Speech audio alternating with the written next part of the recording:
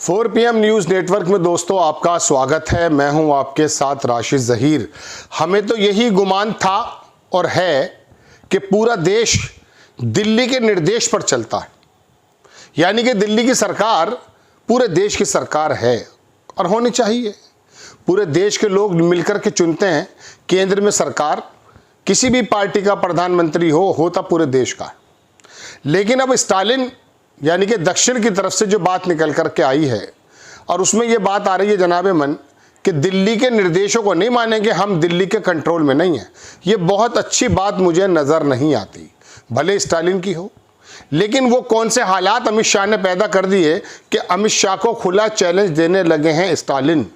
ये सोचने की बात है दोस्तों। खुला संग्राम मैं आपको दिखाने जा रहा हूं जो दक्षिण और केंद्र भाजपा के और स्टालिन के बीच में आ चुका है।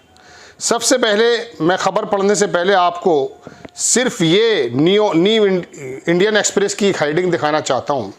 हम गुलाम नहीं हैं, कोई शाह हम पर शासन नहीं कर सकता। कौन से शाह हैं ये?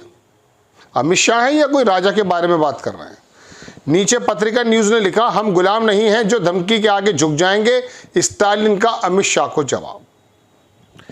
दूसरी खबर भी मैं आपको दिखाऊंगा दोस्तों, मैंने स्क्रीनशॉट लिए हुए हैं और अब मैं अखबार की तरफ जाऊंगा कि आपको दिखाना चाहता हूं कि दरअसल पूरी बात क्या है, किस बात को लेकर के आखिरकार स्टालिन जो है इतना ज़्यादा गुस्से में आ गए हैं।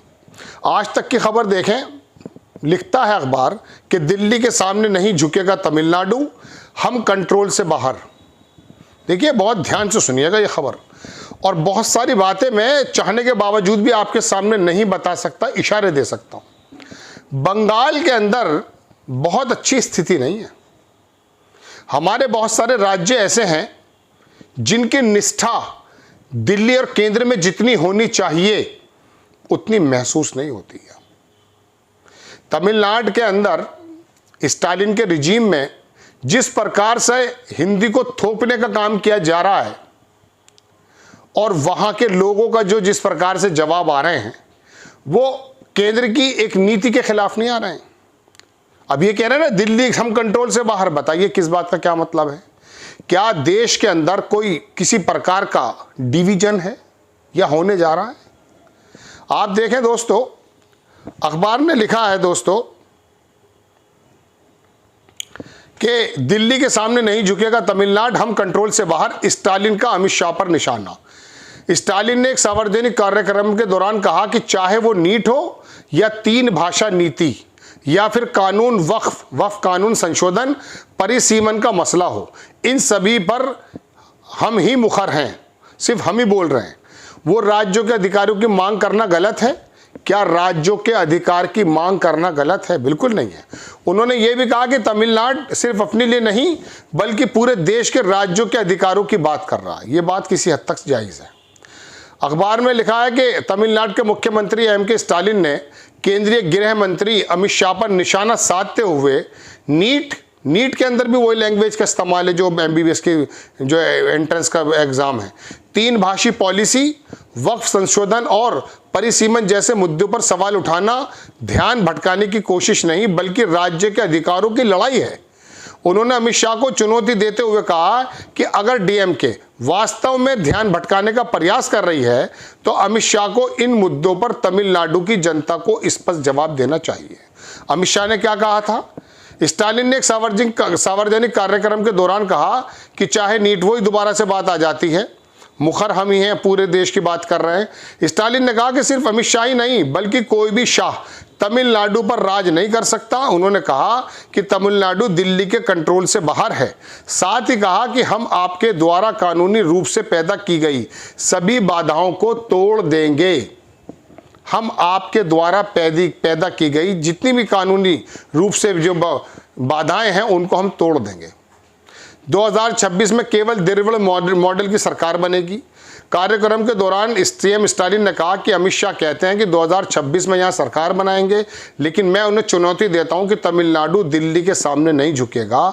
छापेमारी करने, पार्टी को तोड़ने, सरकार बनाने का आपका फॉर्मूला तमिलनाडु में काम नहीं करेगा, यानी कि कहीं और काम करता है। उन्होंने कहा 2026 में केवल द्रविड़ मॉडल की सरकार बनेगी। हम दिल्ली के लिए हमेशा नियंत्रण से बाहर हैं। क्या आप यानी कि बीजेपी यहाँ किसी को धमकाकर या गठबंधन बनाकर जीत सकते हैं?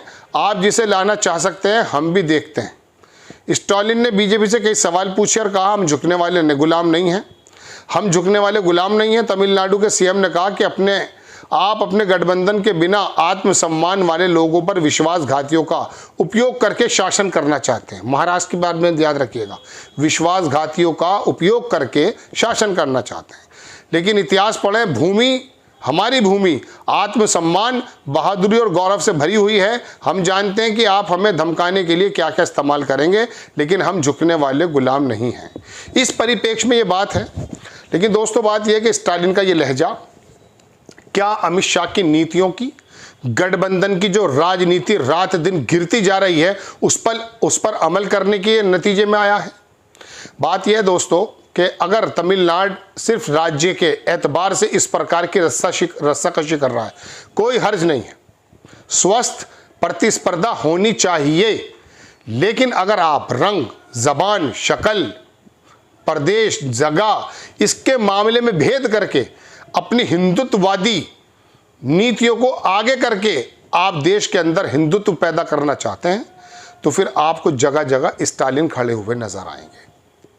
दोस्तों बात यह है कि परिसीमन का मुद्दा, छोटी सी बात, पहले कहा गया देश के लोगों से कि आप जनसंख्या पे कंट्रोल करें।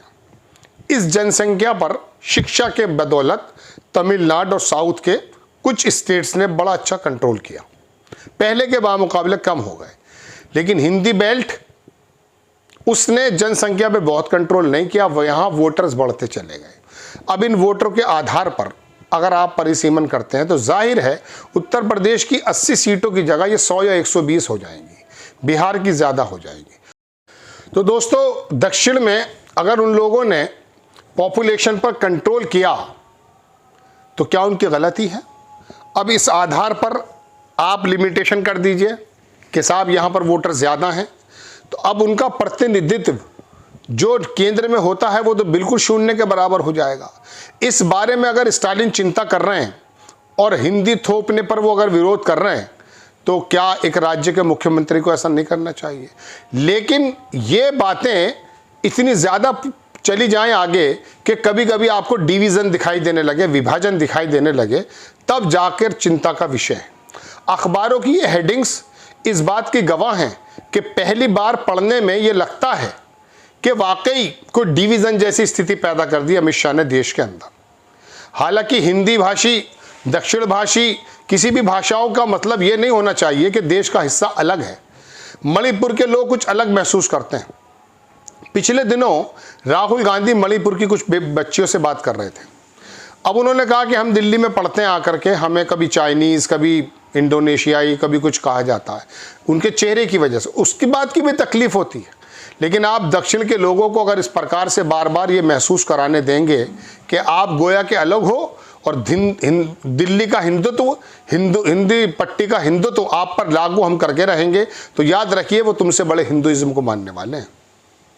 उनकी वेशभूषा, उनकी शक्ल सूरत, उनका रहन सहन 100% धार्मिक नजर आता है।